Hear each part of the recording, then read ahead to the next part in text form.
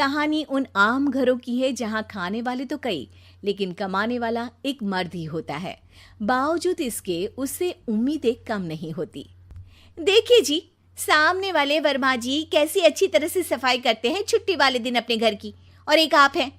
अरे यार, उनके पास कार है, ऑफिस पास में है और हफ्ते में 2 दिन की छुट्टी होती है, तो फर्क तो पड़ता है ना।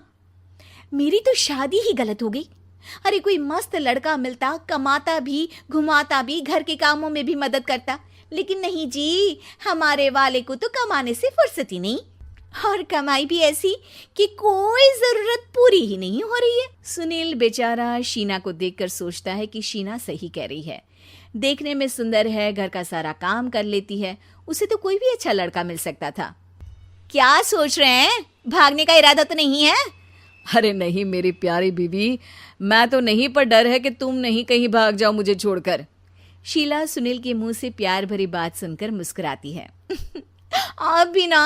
सुनील एक दिन ऑफिस से घर आता है कि तभी शीना कहती है, सुनिए जी, वो मेरी सहेली आई थी, सारा दिन वो लोग यहीं थे, अब जा रही थी तो मैंने कहा नहीं नहीं, मेरे पति छोड़ आएंगे ना तुम्हें, तो रोक लिया मैंने। सुनील थोड़ी देर कुछ सोचता है, फिर कहता है, ठीक है, मैं कपड़े चेंज करके आता हूँ। अरे तेरे पति को तो लग रहा है कि अच्छा नहीं लगा। अरे नहीं नहीं, ऐसी कोई बात नहीं है, रुको मैं अभी उन्हें घर के कपड़े देकर आती हूँ। शीना अंदर जाती है जहां सुनील पलंग पर लेटा होता है। अरे क्या मजाक है, वो कह रही है कि आपने मुंह बना लिया। सही तो कह रही है, सुबह से अब ऑफिस से लौटा हूँ, एक कप चाय का तो पूछा नहीं, 20 किलोमीटर जाओ और आओ, और फिर कल उसी टाइम पर ऑफिस। अरे यार, मुझे गाड़ी चलानी आती ना तो बोलती भी नहीं आपको, और कौन सा रिक्शा खींच कर जाना है आपको। सुनील अब क्या बोलता। रात देर से आता है और सो जाता है। अगले दिन शरीर दर्द हो रहा है। अरे तो मत जाओ ना ऑफिस, चलते हैं ना मार्केट घूमने, फिर पिक्चर देखेंगे और रात में खाना खाकर घर वापस। सुनील जब सारे दिन की थकान वाला शेड्यूल सुनता है तो वो सीधे सीधे ऑफिस के लिए तैयार हो जाता है। अब आए दिन शीना की डिमांड बढ़ती ही चली जाती है और सुनील उसको पूरा भी करता। लेकिन एक दिन, ए जी मेरा भाई आ रहा है, उसे 2 लाख रुपए की जरूरत है। हाँ तो मैं क्या करूँ शीना, मेरे पास इतने रुपए नहीं है। हाँ हाँ पता है नहीं है, लेकिन किसी से लेकर तो दे सकते हो ना। अरे मैं किससे मांगू, मेरे तो जानने में भी कोई नहीं है जिसके पास इतनी बड़ी रकम हो। तभी वहां शीना का भाई शीनू आ जाता है। जीजा जी कैसे हैं आप? अब मैं ठीक हूँ शीनू, अचानक इतनी बड़ी रकम की जरूरत कैसे पड़ गई? अरे जीजा जी, वो बिजनेस शुरू किया ना, तो उसके लिए पैसे की जरूरत है, काफी हो चुका है, थोड़ा पैसा बचता है तो मैंने सोचा आपसे ले लूं। अब देखो, मेरे ऑफिस में कुछ लोग हैं जिनकी सेविंग अच्छी है, मैं उन लोगों से बात करके देखता हूँ। सुनील ऑफिस से किसी से पैसे लेकर शीना को दे देता है। शीना वो पैसा भाई को दे देती है 2 महीने बाद। अरे यार शीना, वो ऑफिस वाला आदमी अपने पैसे मांग रहा है, कैसे दूं? अपने भाई से बोलो ना पैसे दे दे।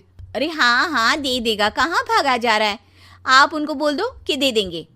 थोड़े दिन बाद, शीना वो आदमी मुझसे आज भी पैसे मांग रहा था यार, मैं तंग आ गया हूँ, ऑफिस जाते ही सामने उसका चेहरा दिखता है, क्या बोलूँ, बार बार पैसे मांगता है।